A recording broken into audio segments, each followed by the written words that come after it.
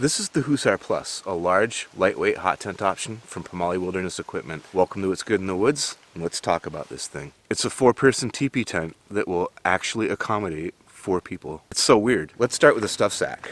This is the whole tent system in its entirety in the stuff sack. It's got nice carry handles. It has 2 compression straps with their own buckles and a zipper. And the nice thing about this stuff sack is that you're never going to struggle getting all of this stuff back in the bag. They give you plenty of room with these bags, and these 2 compression straps help reduce this package to a reasonable and manageable size. And here's what you're going to get. The package includes 1 pole, the bug mesh inner tent, the outer tent, 16 stakes plus 4 adjustable guy outlines with a case, 2 stove jacks, and the tent cap. All of this comes in at a weight of 9.9 pounds. To pitch the tent, loosely lay it out and stake out the 6 primary stakeout points. Now that I have the tent loosely staked out, it's time to insert the pole. It's made from aluminum, it comes in 5 sections, and it's really easy to assemble. All it does is just snaps together like so. That's it. Now the top of the pole has a rubber foot on it to prevent it from poking any holes in the top of the tent, and it also has a little hanger here for a light or any accessory that you might want to use. And the bottom of the pole has a rubber foot as well to help prevent it from sinking into the ground or snow. I like this. It's not adjustable. There's no messing around. There's no guessing. The pole is exactly the length it needs to be. It's simple and I like it. There's a nice secure pocket right here for the pole to fit into, so it won't be sliding around and moving on you.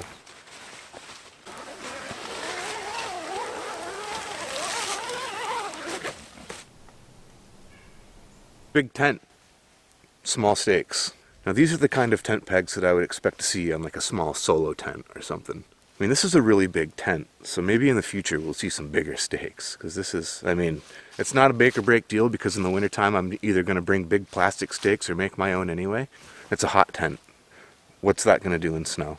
These stakes suck bad. Before we go crazy tightening down all the base points and doing these guy outs, it's a really good idea to put the cap on first. That's something to be mindful of. You don't want to spend a bunch of time getting this thing all set up nice and tight and perfect and then realize that you forgot the cap, because that thing is 8.5 feet up there. And it's worth noting that the way the cap is built, you're just kind of naturally going to want to take it, put the pocket on, and wrap it around.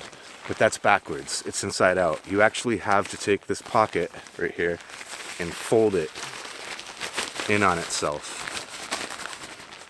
And that creates the pocket so that the seams are taped on the inside and it'll wrap around properly.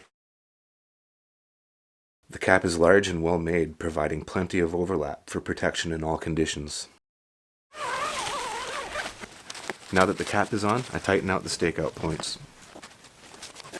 Now each one of these panels has its own stakeout point, midpoint, and that's really nice, especially on a tent this size. All 12 of the stakeout points at the base of the tent are adjustable with microline locks that are easy enough to use one-handed while filming. However, the loops on these stakeout points are small. I can't even fit my finger through them. And in the wintertime when you're wanting to make your own wooden stakes, a nice big beefy wooden stake, it's not going to fit in there. So thankfully these are just tied off loops. I'm going to untie these and I'm going to retie them, making the loop much bigger to accommodate those bigger wooden stakes. With the base of the tent all staked out, we're at 12 stakes. 6 stakes for the primary stakeout, and then the 6 stakeout points mid-panel. That brings us up to 12 stakes, which leaves us with 4 more stakes, and those are for the guy outs. Each guy out has 2 points of contact on the tent. These points are connected by short cordage and a plastic ring. Now on a smaller tent, I would view 16 stakeout points as a disadvantage. There's not a lot of mass to those tents, and you can get away with a little bit more. But on a tent this size, those 16 stakeout points don't bother me at all. In fact, I view them as an advantage. They equate to strength and resistance against the elements. There's a lot more mass to a bigger tent, which means it's going to catch a lot more wind and rain and snow. The Hussar Plus is a 4-person lightweight hot tent. It's made from silicone-coated 40 denier ripstop nylon. All the seams are taped from the factory, giving the tent a waterproof rating of 2,500 millimeters of hydrostatic head. It has a removable cap, an 8-foot 5-inch peak height, 2 large doors. It comes with 2 stove jacks, 16 stakes, 4 guy outlines, and snow skirts. The tent has a hexagon-shaped floor plan offering 125 square feet of floor space. There's a large bug mesh inner, and the whole system weighs in at 9.9 pounds. And as of November 2021, the outer tent costs $249. For an additional $20, it comes with the inner tent for a total of $269 and free worldwide shipping. The tent comes with two 9-inch by 9-inch stove jacks, so you can easily switch out stove jacks for different pipe diameters. You have to cut the stove jacks yourself, and Pomoly recommends cutting an X. To install the stove jack, simply roll up the rainfly and insert the stove jack. The only real concern I have about this tent involves this right here. This is a pretty small stove jack, and that's a pretty big tent. Because it's a big tent, it allows people to use bigger stoves. And I'm not saying that it will be a problem, but I suspect that it might be, because that's a small stove jack, and it's going to be handling a lot of heat. So we'll see. Time will tell. There's going to be a lot of these tents this winter going into the first season, and I'm really looking forward to hearing all the feedback from everyone that has them. With any luck, it's not an issue. The tent has an air vent with a mesh panel right here, which is on the opposite side of the tent from the stove jack to get some good airflow, create draft. I like that they put a vent down low in this tent.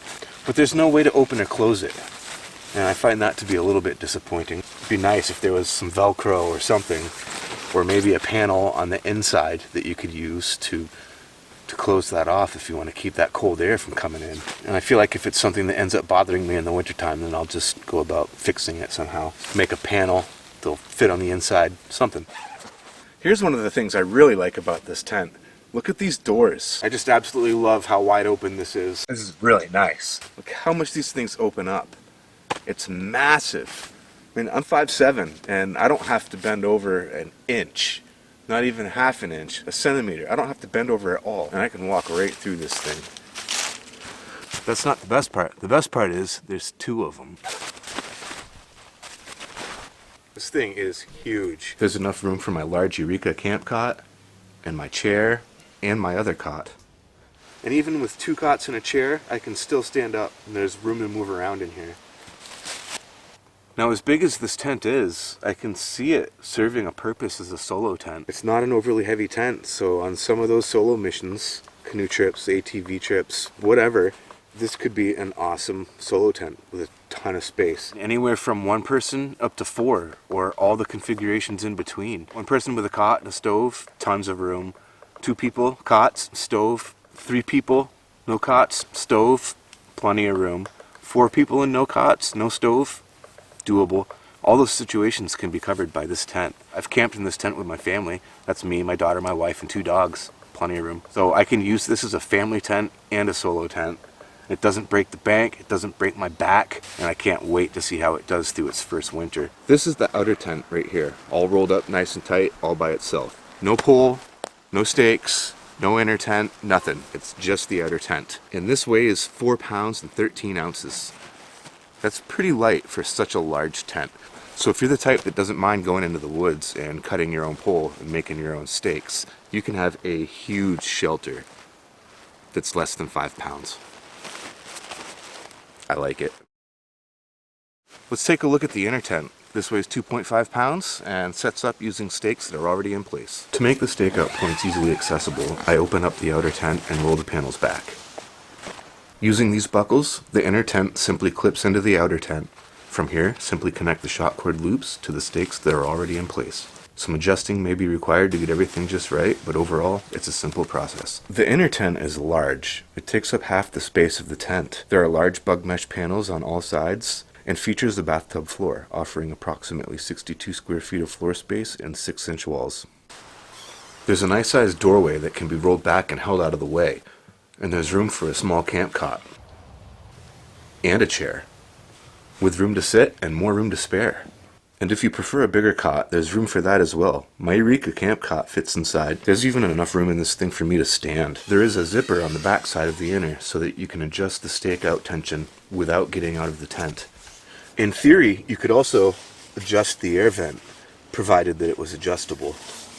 Opened all the way up, the system offers bug protection and a lot of ventilation. But the panels can be set up in a number of different configurations to best suit the situation you're in. Even with the inner setup, there's enough room for a stove and a chair, and plenty of gear. Ton of room in here. In the wintertime, I'm not going to be using an inner anyway, so that's going to open up a whole bunch more room. Now, I really like this inner tent. It's easy to set up, and there's quite a bit of room in there. In fact, it's big enough and light enough that I could see myself using this on trips independently of the tent. This bug net with a tarp would be an awesome combination on a canoe trip. It's big enough and it's light enough that it would be quite comfortable. And the reason I say that is because you could easily be hanging out in here with one of your buddies, safe from the bugs, and not feel like you're too close. I like it. I don't feel right doing a review on this tent and being suspicious of the capabilities of the stove jack and not testing out that theory. So yesterday I took my homemade wood stove, which I made years ago, and I fired it up. So I'm out here testing the stove jack and running the stove, and it's spitting snow. First time of the season. That's really exciting. It's like a good omen, a sign from God. Yeah. The stove is quite a bit bigger than my Seek Outside titanium stove, and more importantly, it has a 4-inch stovepipe. The stove sits 16 inches off of the ground.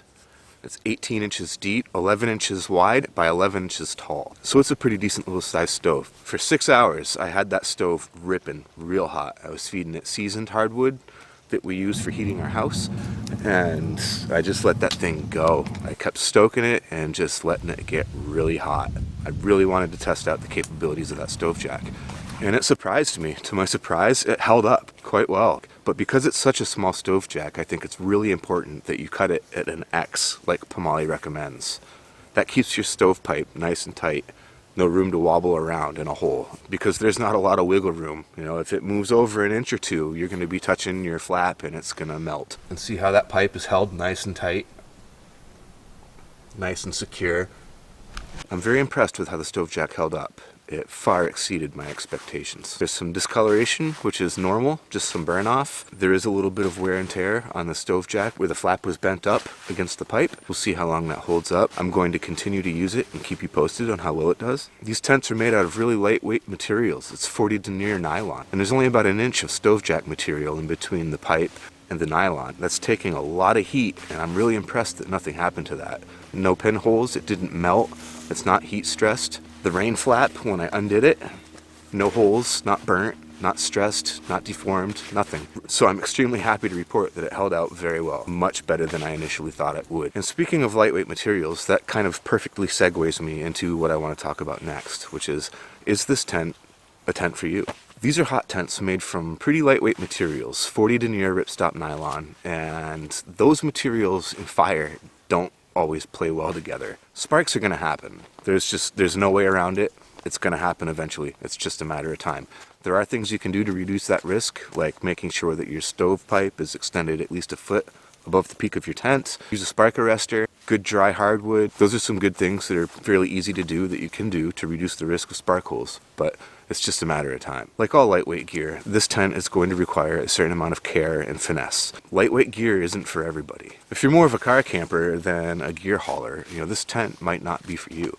I wouldn't recommend buying this tent with the plan of using it all year long for all kinds of trips, because it's probably going to get trashed. The more you use it, the more you expose it to those spark holes, wear and tear, and etc., etc. It's a lightweight tent, and it's fragile, it's prone to condensation issues, it's just the nature of the beast. But when weight matters, the trade-offs are worth it, and that's where this tent shines. It's a lightweight tent with some space in it for the adventurous type. This tent is best reserved for trips where space is required and weight matters. Alright, my overall impressions of what I think about this tent. Let's start with what I don't like. 1, the small loopholes for the stakeout points. Not really a big deal, but this could have easily been avoided. All they had to do was tie bigger loops for the stakes. And speaking of stakes, that brings me to number 2. These stakes suck bad. They're too small and they break easy. These are, without a doubt, the worst stakes I have ever had the pleasure of using in my entire life. But that's not really a deal breaker, because the industry has us all accepting that stakes just suck. So don't judge a tent by their stakes. The third thing that I'm really not a big fan of is the air vent at the bottom of the tent that's not adjustable. I mean, maybe there's a reason for it. Whatever that reason is, I don't know, and I'd like to see it adjustable so that you can control the airflow. And my greatest concern of all about this tent, turns out, might not be that much of a concern at all. The small stove jack. I thought for sure that it was going to fail with a 4-inch pipe cranking out some heat, but it held. So I'm not gonna worry about that too much. I'm going to continue to use it, see how it performs, and keep you guys posted and updated. Now, all of these issues that I just mentioned, they're not really that big of an issue at all, but they're just little things that I felt like I needed to point out because I'm reviewing the tent. Now, despite those shortcomings, I feel like it's fair to mention that this is the first version of this tent. So with any luck, in the future, we'll see an updated version that will remedy these issues. And also worth mentioning is that this is a budget tent. You know, this is not a Seek Outside tent with Seek Outside prices. So with all of this information factored together, I'm willing to cut this tent some slack. Which brings me to what I like about this tent. I like the size, I like the space, I like the weight. I like the big doors. Those are awesome, and all the ways that they can be opened up and configured. I like the inner tent, and I like the whole system. I like that you can use the outer tent independently of the inner. I like that you can use the inner independently of the outer. It's just a versatile tent that serves a lot of purposes. The size to weight to price ratio of this tent is fantastic, and those three factors combined are what make this tent a winner for me. It's lightweight for its size and it's affordable, which makes it awesome. All things considered, it's not a perfect tent, but it's a really good start. Alright guys, that's my review on the Hussar Plus. I hope that this video finds you well and that you enjoyed it. Thank you for your time and support. I really appreciate it. My name is Justin, and I'll see you on the next one.